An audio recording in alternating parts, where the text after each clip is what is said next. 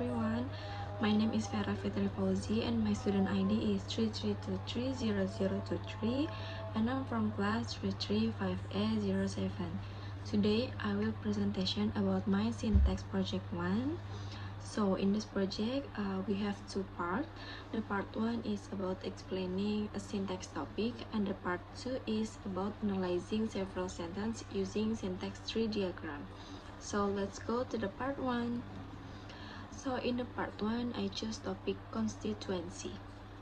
So what is constituency? Constituency is about how words together to form phrases or units in a sentence. This group are called constituents, and a constituent acts like one single unit in a sentence. Constituents mean that words in a sentence are not just random. They form a small group called constituent.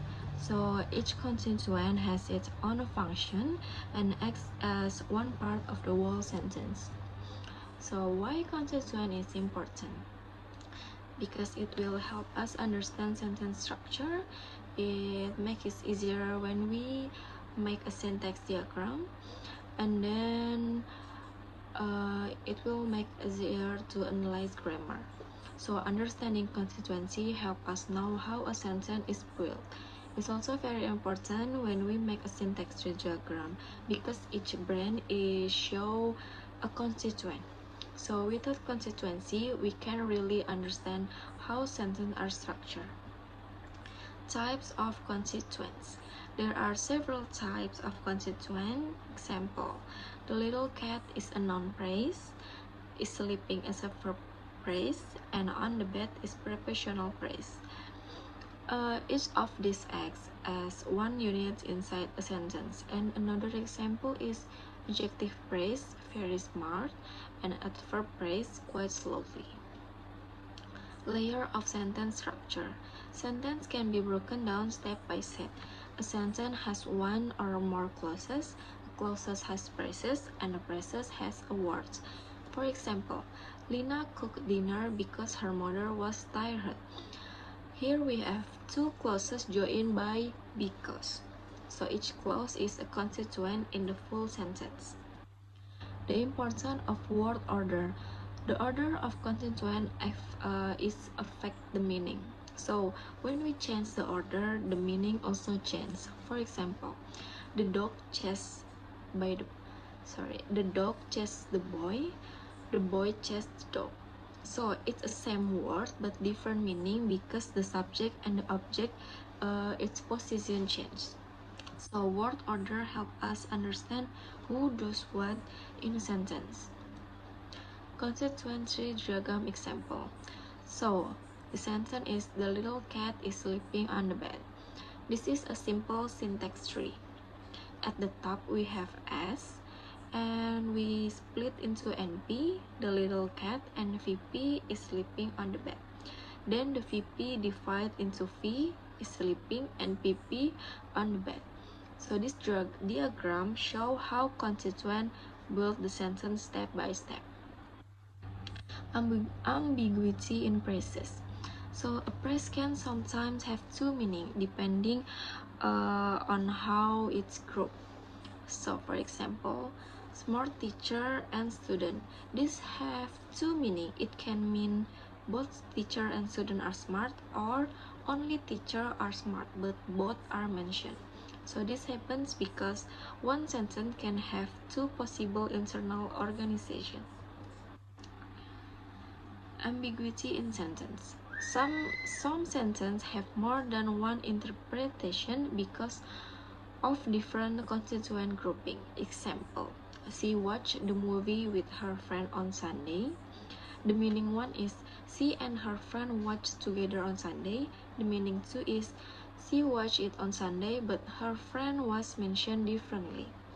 So different grouping can lead to different meaning. And the last is summary or conclusion.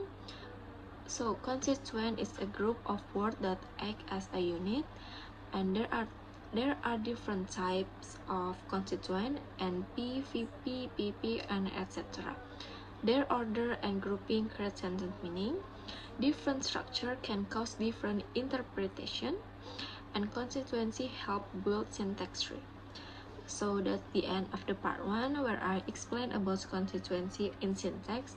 Now let's move to the part 2. So in part 2, it's syntax tree diagram analysis. So in this part, I will analyze several sentences by creating and explaining their syntax tree diagram. Let's start with the first sentence. The first sentence is, the tall boy is reading a novel in the classroom. I will break down the part of speech. D is determiner, tall is adjective, boy is a noun, it is auxiliary verb, reading is a verb, E is determiner, novel is a noun, in is preposition, D is determiner, classroom is a noun. So the subject is the tall boy, a noun phrase. The predicate is reading a novel is reading a novel in the bedroom. It includes the auxiliary verb is, the main verb is reading, the object is a novel, and the prepositional phrase in the classroom, showing where the action happens. The full structure follow the pattern NP plus VP. The second sentence is, Sarah will visit her grandmother after the final exam. And the part of speech, Sarah is a noun, will is auxiliary verb, visit is a verb, her is determiner, grandmother is a noun, after is preposition, D is determiner, final is adjective, exam is a noun. So the subject is Sarah, the predicate is will visit her grandmother after the final exam. The auxiliary will show future tense. Visit is the main verb, and her grandmother is the object. The prepositional phrase after the final exam gives information about the time. And the structure is as and pli plus VP. And inside the VP we have an auxiliary, a verb, an object, and a prepositional phrase. The third sentence is, the man in the black jacket helped the old woman. The part of speech. D is determiner, man is a noun, in is preposition, D is determiner, black is adjective, jacket is noun, helped is a verb, D is determiner, old is adjective, woman is noun. So the subject is the man in the black jacket. Inside it, the main noun is man, and the prepositional phrase in the black jacket describe him. The verb helped is the main action, and the object is the old woman. So the pattern is NP, subject plus VP, verb plus object. The three show how the prepositional phrase connects to the noun phrase. 4 is the sentence is, they have been studying English for 3 years. The part of speech is, they is pronoun, have is auxiliary verb, been is auxiliary verb, studying is a verb, English is a noun, 4 is preposition, 3 is determiner, years is a noun.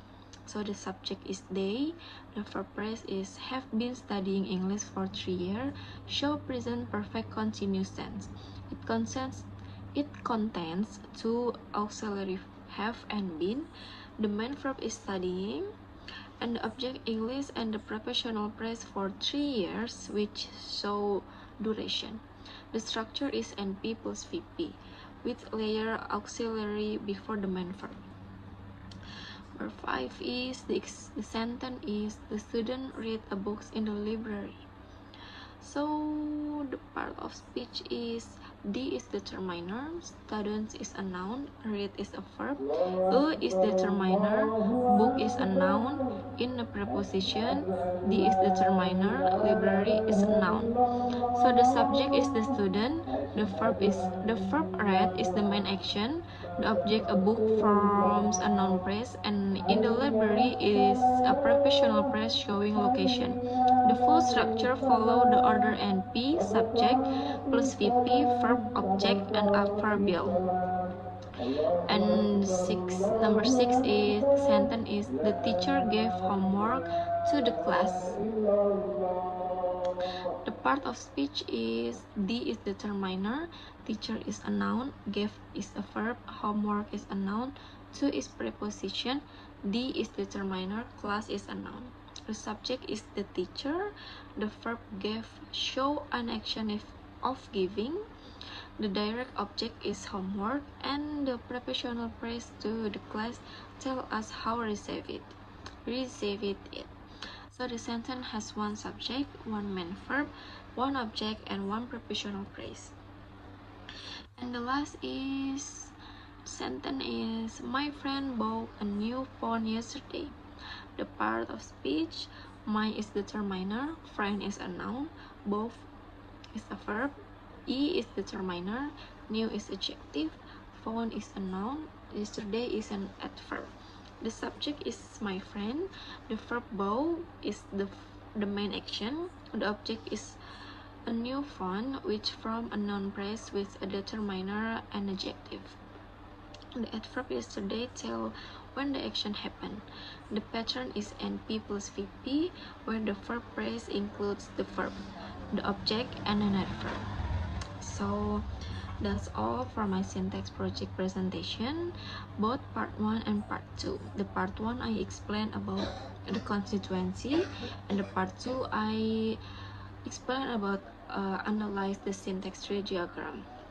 And thank you for watching my presentation. I hope it was clear and helpful. Have a great day and see you next time.